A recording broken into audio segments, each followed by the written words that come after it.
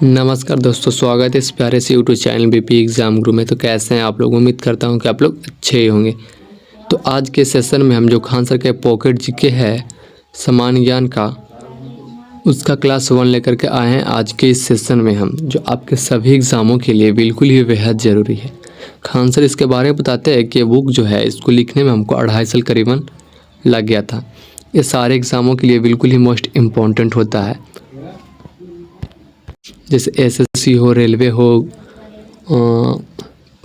या police exam से relative हो, यूपीएससी बीपीएससी, सारे एग्ज़ामों के लिए बेहद ज़रूरी इसमें प्रश्न ऐड किया गया है जीके जीएस का, जिसको नाम है पॉकेट जीके, जो खान सर द्वारा लिखा गया बुक है। तो इसका क्लास 1 आज की इस वीडियो में हम लोग देखेंगे।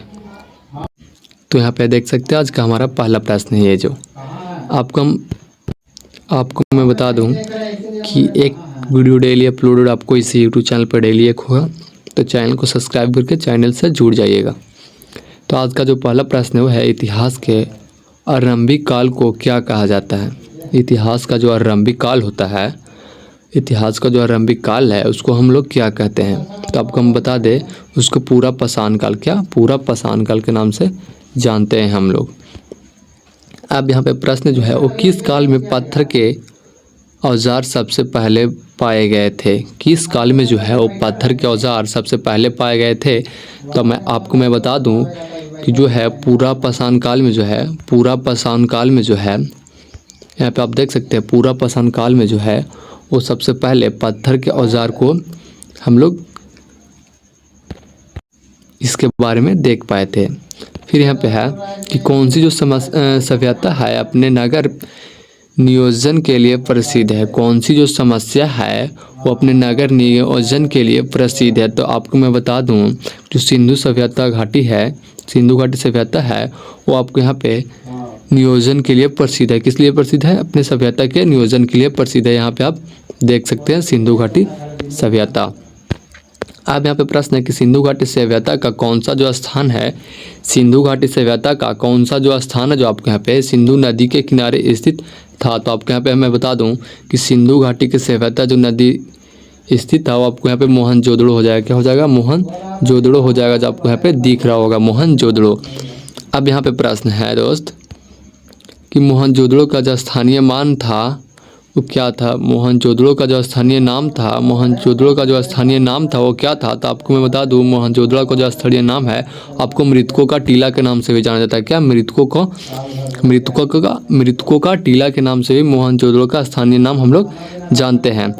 फिर यहाँ पे है विशाल स्नानागार कहाँ स्थित है? विशाल स्नानागार कहाँ स्थित है दोस्त? तो आपको मैं बता दूं वो भी मोहनजोदड़ो में ही स्थित है, वो भी मोहनजोदड़ो में ही स्थित है, आप देख सकते हैं यहाँ पे। फिर यहाँ पे है कि देवी माता की जो पूजा है वो संबंधित ही, देवी माता की जो पूजा है वो संबंधित ही तो आपको सिंधु घाटी सभ्यता के साथ से ही, किससे? सिंधु घाटी सभ्यता के साथ से ही है, जो देवी माता का वहीं से भी पूजा स्टार्ट हो गया था। अब यहाँ पे देख सकते हैं कि लोथल नामक स्थान पर किस सभ्यता का जहाजी मलघाट था? लोथल नामक स्थान पर किस सभ्यता का जो है वो जहाजी मलघाट था? तो आपको मैं बता दूं कि वो भी सिंधु घाटी सभ्यता पे ही था। कहाँ था? सिंधु घाटी सभ्यता पे ही था, जो आप यहाँ पे देख सकते हैं। अब यहाँ पे प्रश्न है कि सिंधु घाटी सभ्यता में कालीबंगा किसके लिए प्रसिद्ध था? सिंधु घाटी सभ्यता में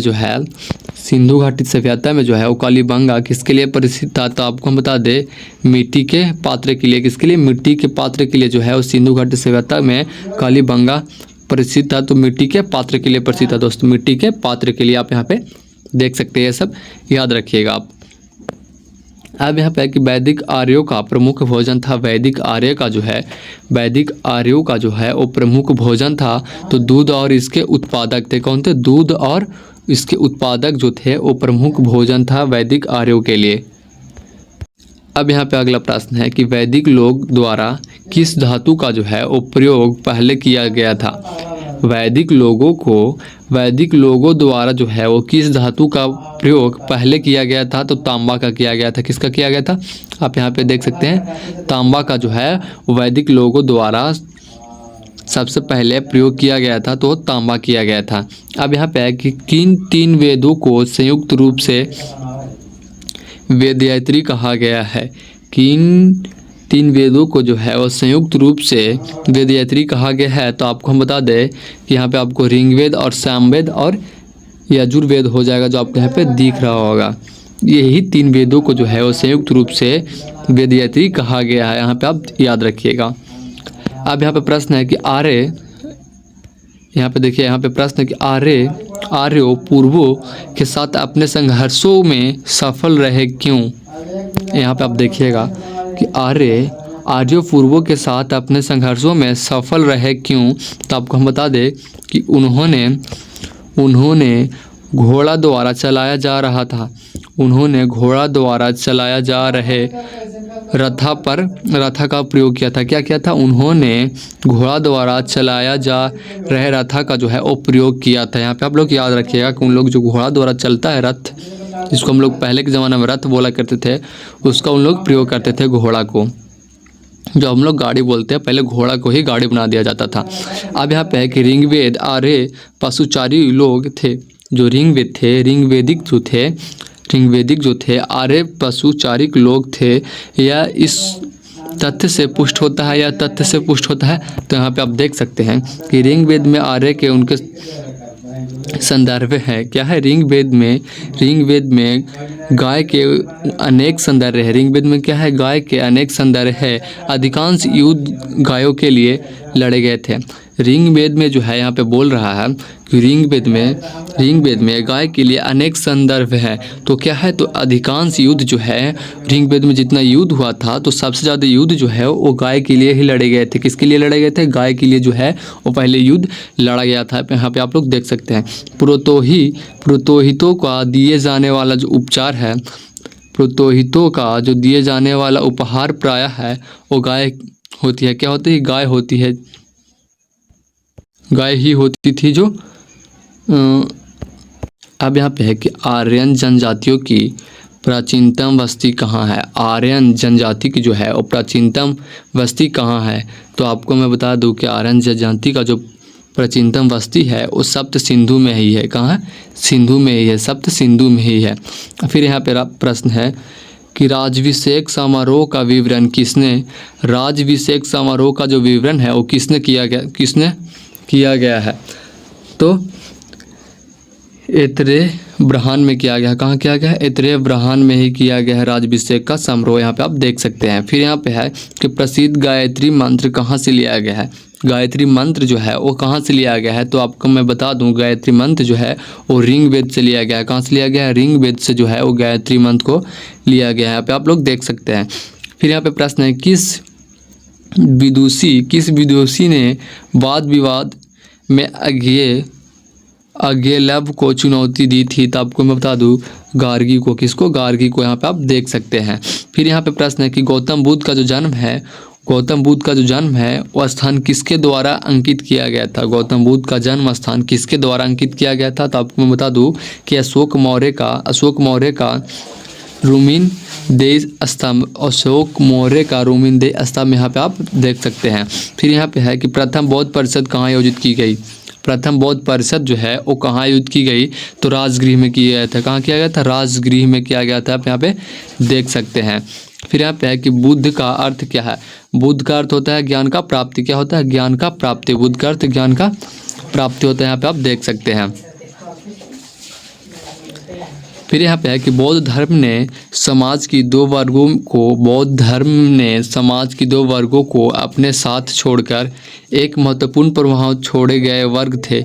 तो स्त्रियों एवं शूद्र थे। क्या थे? स्त्रियों एवं शूद्र थे। यहाँ पे आप देख सकते हैं कि बौद्ध धर्म ने समाज के 2 वर्गों को अपने साथ जोड़कर एक महत्वपूर्ण प्रभाव छोड़े यह वर्ग थे। तो स्त्री एवं शूद्र को। फिर यहाँ पे है कि बौद्ध धर्म जो है वो किन मतों पर विश्वास करता है।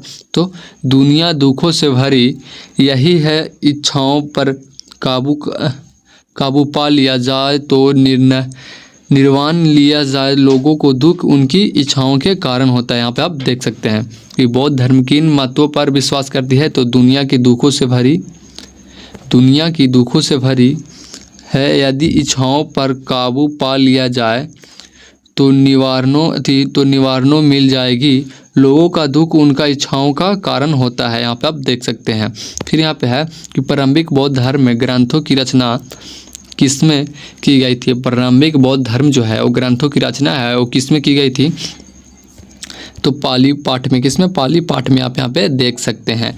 फिर यहाँ पे है कि भारत में सबसे बाद में उत्पन्न होने वाली बौद्ध धर्म का ग्रंथ है।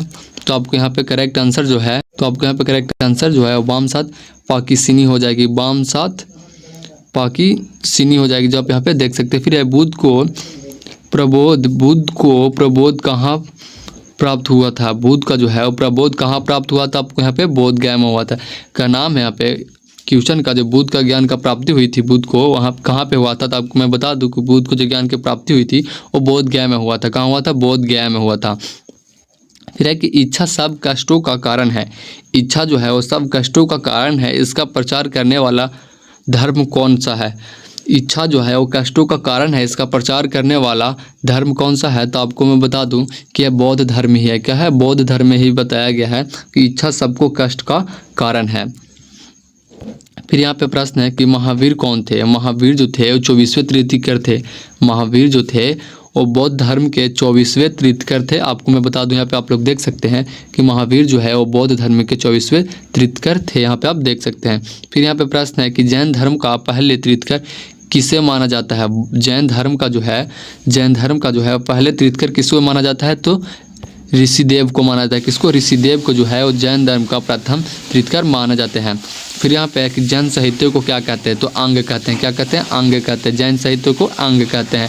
फिर यहाँ पे है कि दक्षिण भारत में प्रसिद्ध जैन धर्म स्थित है। दक्षिण भारत में प्रसिद्ध जो है वो जैन धर्म स्थित है। तो आपको श्रवण बेलगोला हो जाएगा। क्या होगा, श्रवण बेलगोला होगा। तो आज के लिए इतना काफ़ी, कल मिलते हैं फिर अगले वीडियो लेकर के। आज 31 प्रश्न कराए हैं, फिर आपको टोटल यहाँ पे आप देख सकते हैं। फिर इधर इस साइड के कराएंगे तो आपको 67 क्वेश्चन तक लेके जाएंगे। अगर वीडियो अच्छा लगा होगा तो एक लाइक एंड एक कमेंट एंड अपने दोस्तों के पास भी शेयर कर दीजिएगा।